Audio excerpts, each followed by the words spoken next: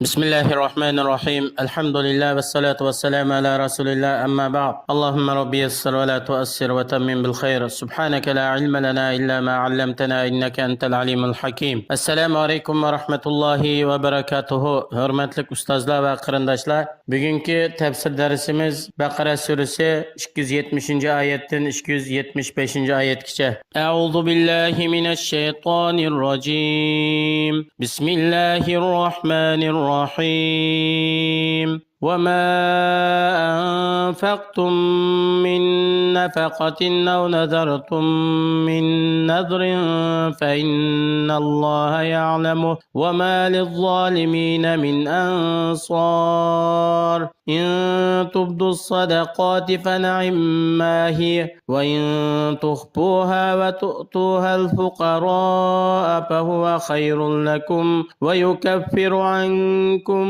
من سيئاتكم والله بما تعملون خبير آياتنا قısqancha tercümesi Sizlar Allohning roziligini talab qilib, oz bo'lsin, ko'p bo'lsin, har qanday bir narsani xayr ehson qilsanglar yoki Alloh sizlarga buyurmagan bir ishni o'zingizlarga lozim topib, Allohga toat qilaman deb va'da qilgan bo'lsanglar, haqiqatan Alloh subhanahu va taolo shuning hammasini bilib turdir. Sizlarning qilgan ishlaringlardan hech narsa Allohning huzurida zayi bo'lib ketmaydi. Alloh subhanahu va taolo shu qilgan amallaringlarga asosan sizlarni mukofotlaydi. Allohning beradigan mukofoti nihoyatda kattadir.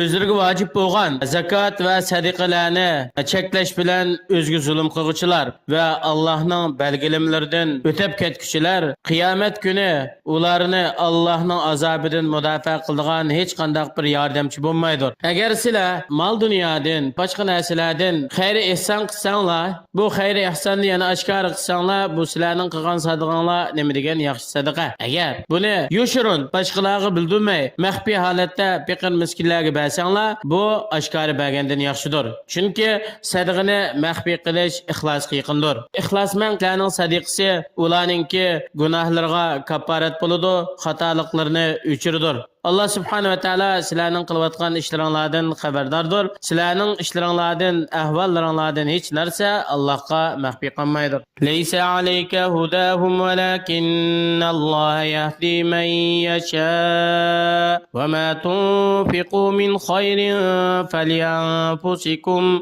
wa ma tunfiquna illa ibtigha'a wajhillah wa ma tunfiqu min khayrin yuwaffa ilaykum وأنتم لا تظلمون Ey Allah'ın peygamberi, ularni haqiqatga bo'ysundirish, haqni qabul qildirish va buningga turtki bo'lib, ularni to'g'ri yo'lga boshlash sening vazifang emas. Haqiqatan sen vojib bo'lgan, sening qilishing tegishli bo'lgan zurul ish ularga haqiqatni bildirish va ko'rsatib qo'yishdan iborat. Haqiqatan haqqa to'g'ri yo'lga muvofiq qilish va hidoyatga boshlash bo'lsa, Allohning qo'lidadir. Alloh subhanahu va taolo xohlagan kishini to'g'ri yo'lga boshlaydi. Sizlar har qanday bir narsani xayr ehson qilinglar, buning foyda manfaati o'zingizlarga qaytadi. Chunki Alloh subhanahu va taolo sizlarning qilgan xayr ehsonlaringlardan behojatdir.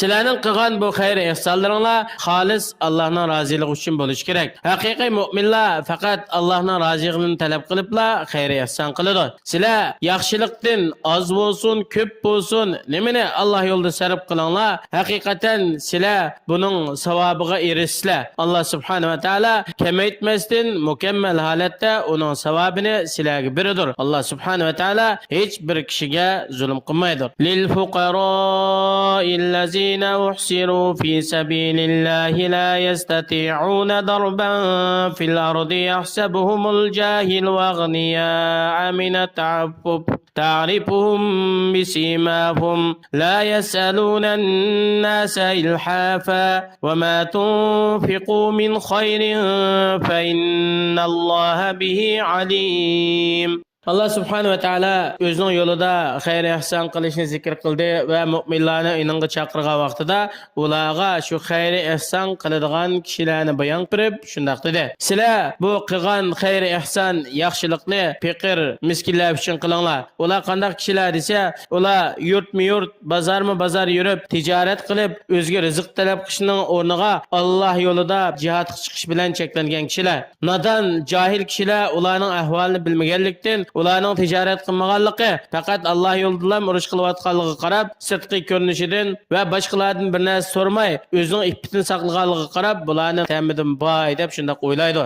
Ammo ularningki haqiqiy ichki ahvolni kuzatgan, ularningki sirtqi ko'rinishiga inchga diqqat qilgan, kiyim-kechaklari, chiroy shakliga yaxshi qaragan odam bularning ahvolini bilalaydi. Ularning sifatlaridan ular boshqa faqir miskinlarga o'xshash kishilardan tiklashib turib bir narsa so'rab, bir narsa talab qilmaydi. Sizlar mol-mulkdan yoki boshqa har qanday bir narsadan Alloh yo'lida sarf qilinglar. Alloh subhanahu va taolo uni bilidir. Sizlarni shuning asosan katta savob bilan mukofotlaydir.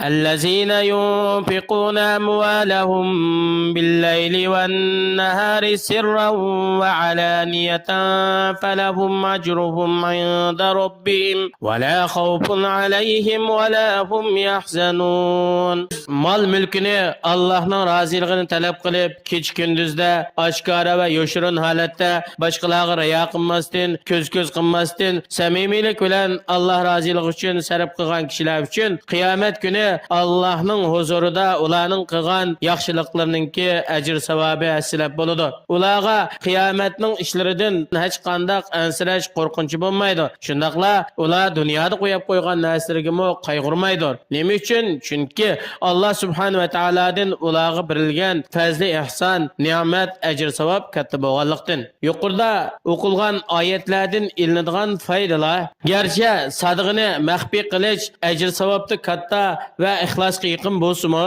umumiy manfaat oshkor qilishni taqozo qiladi ekan.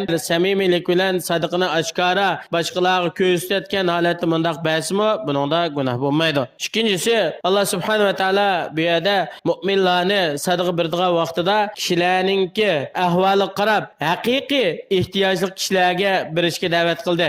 Ya'ni o'zininki iffatini saqlash uchun boshqalardan bir narsa so'ramaydigan va yoki o'zininki kambag'al ehtiyojmandligini oshkor qilmaydigan yoki uchirgan yerda kishilardan bir narsa so'ramaydigan mushundaq yaxshi kishilarni izlab tepib shularga xayr ihson qilishni mu'minlarga bildirdi.